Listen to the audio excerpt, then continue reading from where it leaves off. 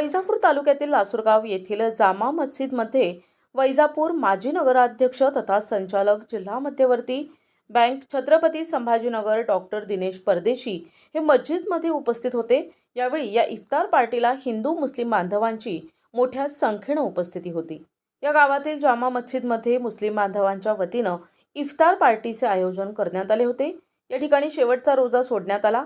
मुस्लिम बांधवांनी या ठिकाणी मोठ्या संख्येने एकत्रित येऊन समाजाच्या वतीनं नमाज पठण करून येथील सर्व जनतेसाठी दुआ मागितली आणि त्यानंतर मस्जिदमध्ये उपवास सोडण्यात आला।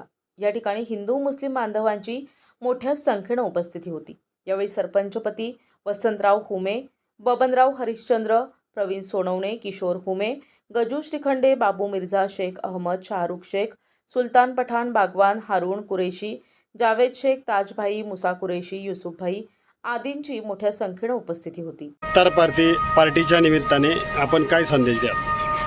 आज लासूर इथे आमचे मित्र विजू श्रीखंडे व सगळे लासूरचे आमच्या मित्रांच्या निमित्ताने आज लासूर गावात इफ्तार पार्टीला हजर राहण्याचं माझं योग आलं। इफ्तार पार्टीनिमित्त मी सगळ्या हिंदू मुस्लिम बांधवांना उद्या ईद आहे, ईदच्या निमित्त शुभेच्छा देतो व एक इफ्तार पार्टी ठेवल्यामुळे एक चांगलं वातावरण, एक छोटंसं गाव आहे पण इथे सगळे सलोख्याने राहतात। त्याबद्दल दोन्ही समाजाच्या सगळ्यांचे मी मनापासून आभार मानतो व तसंच आज पाडवा पण आहे, पाडवानिमित्त पण मी सगळ्यांना शुभेच्छा देतो। प्रतिनिधी रमेश नेटके, NTV न्यूज मराठी, छत्रपती संभाजीनगर।